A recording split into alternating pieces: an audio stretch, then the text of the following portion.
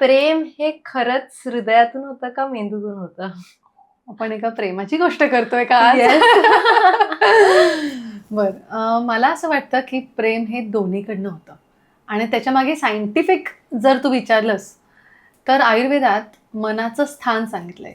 मनाचं स्थान हे तुमच्या मस्तिष्कात म्हणजे तुमच्या ब्रेनमध्ये असतं किंवा मनाचं स्थान हे तुमच्या हृदयात असतं किंवा मनाचं स्थान हे सार्वदैहिक असतं, म्हणजे सर्वदैहिक असतं. म्हणजे it goes all around your body but it stays in your mind और it stays in your heart. So प्रेम जे होतं निश्चितच दोन्हीकडून होणं गरजेचं असतं आणि दोन्हीकडे असणं महत्त्वाचं असतं. मग ह्याच्यामध्ये जो टर्म आहे लव्ह ॲट फर्स्ट साईट, ते खरंच आहे? ते फक्त अट्रॅक्शन आहे का ते खरंच प्रेम असू शकतं? I think love at first site is more of a liking at first site. You know love is much of म्हणजे प्रेम ही खूप इन डेप्थ कॉन्सेप्ट आहे, बरोबर. कारण मला एखाद्या छान फुलाला बघून पण पटकन प्रेम वाटू शकतं त्या फुलाबद्दल. So it's attraction. किंवा एका प्राण्याला बघून it isn't that love. Correct. Love isn't just interpersonal ना, म्हणजे फक्त व्यक्तीला एका माणसाला बघून मला वाटतं तसं नाहीये. Very it could be to any other being also. So love at first sight हे लाइकिंग ॲट फर्स्ट साईट होतं आणि त्याच्यावर जी लाइकिंग जर तुम्ही ती जोपासली then it turns into love and so we can relate it to love at first sight. Wow, what a lovely concept. So love आणि अट्रॅक्शन मध्ये what is the major difference? Well, what I think is attraction हे पटकन होतं आणि तात्कालीन असतं. म्हणजे मला 3 महिन्यासाठी कोणावर तरी अट्रॅक्शन होऊ शकतं, पण त्या अट्रॅक्शनचं प्रेमात रूपांतर जर त्याच्यात काळजी किंवा केअर आली आणि ती राहिली आणि ती आपण जोपासली तर ते प्रेमात रूपांतर होतं. So attraction is very important, right. But then if the attraction stage no matter what तर मग प्रेम होतं. करेक्ट. एखाद वेळेस जसं तुम्ही बोललात की आपल्याला एखादं फूल लगेच आवडू शकतं, प्रेम होऊ शकतं फुलावरती किंवा कॅटवरती असेल फॉर एक्झाम्पल. बट हे what is the process behind that की एखादा व्यक्ती डिरेक्टली लगेच आवडू शकतो, एखादा व्यक्ती आपल्याला अजिबातच आवडत नाही, तर Y is that exactly?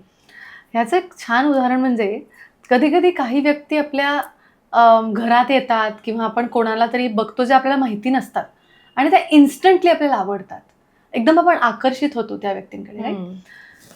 This is called as aura, जे आपण या भाषेत आत्ता आपण ऑरा म्हणतो, पण आयुर्वेदात ह्याचा उल्लेख एक ओजस्वी तेजस्वी व्यक्ती आहे असं म्हणलं गेलं. ओजस्वी म्हणजे काय? ज्यांचे सगळे सप्तधातू एकदम व्यवस्थितरित्या परिपूर्ण आहेत आणि त्यातनं ते प्रभावी व्यक्तिमत्व बनलंय. म्हणजे त्यांचा ऑरा आपल्याला आधी फील होतो.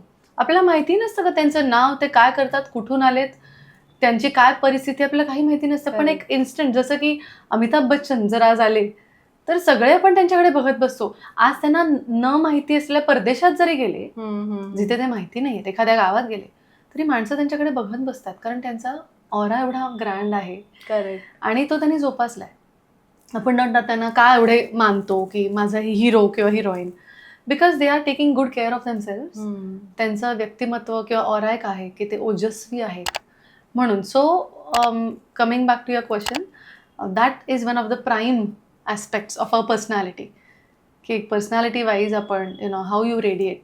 सो हा ऑरा जर कोणाला बिल्ड करायचा असेल तर what are the ways to build that aura? Aura building first starts with your अग्नी. म्हणजे तुमच्याकडे ती ॲपेटाईट असली पाहिजे. I want to feel good, I want to look good.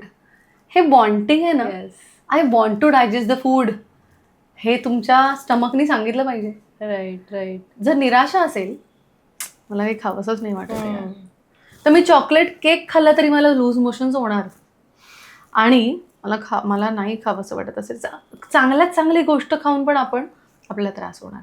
पण मला भूक आहे, दगडही पचवू शकते मग अग्नी. म्हणजे काहीतरी something which is very hard to digest can also be digested.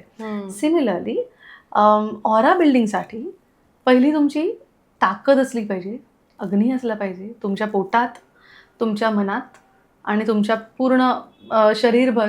बर की तुमचे रस रक्त मांस हे जे सप्तधातू आहेत आयुर्वेदात सांगितलेले सुंदररित्या ते परिपूर्ण झाले पाहिजेत. आणि for that you have to taste all kind of foods. You have to म्हणजे तुम्ही आहार विहार की तुम्ही व्यायाम काय करताय, तुमची झोप किती वाजता होते, हे सगळं बघणं खूप गरजेचं आहे. त्याच्यावर तुमची पर्सनॅलिटी जेव्हा बिल्ड होते, प्लस त्यात तुमचं जर करिअर असेल छान, जसं तुझं सुंदर करिअर आहे, you are good looking, at the same time you have chosen a platform where you are seen, so you have to maintain yourself well. बरोबर. तसंच आमचं पण करिअर आहे. आता मला जर केस नसतील तर मी केसांबद्दल काय सांगणार, right? So similarly you have to build as per where you are located, where you are seen, how you are seen, आणि मग तुमचा ऑरा आपोआप बिल्ड होत जातो. So self love is the one thing that comes like Absolutely ahead of right. everything. Absolutely rightly said.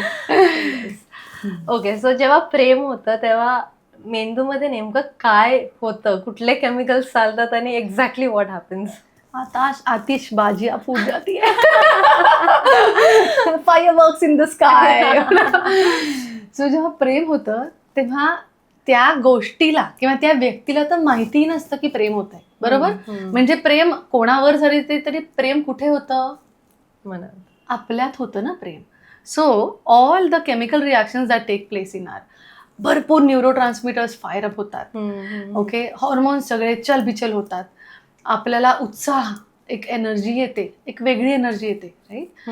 आणि आपण त्या प्रेमासाठी काय करू शकतो हा विचार येतो. So your mind starts running. त्यामुळे आपल्याला जर कोणावर कधी प्रेम झालं किंवा क्रश झाला तर आपल्याला ती व्यक्ती ऑलरेडी आवडतच असते, पण मग त्या व्यक्तीला आपण कसे आवडू, म्हणून आपल्यात आपणच बदल घडवतो. ते ऍक्च्युली आपल्याला आवडतात आणि आपण क्रेडिट किंवा हे कोणावर ठेवतो, त्या व्यक्तीमुळे मी माझ्यात एवढे बदल आले, पण तुम्ही ते घडवत असता. So these all things, the best hormones, the love hormones, the happiness hormones get secreted. Dopamine, serotonin, oxytocin, you know that. Yes. All of those good hormones come into your bloodstream and they give you a rush. So that rush helps you get better.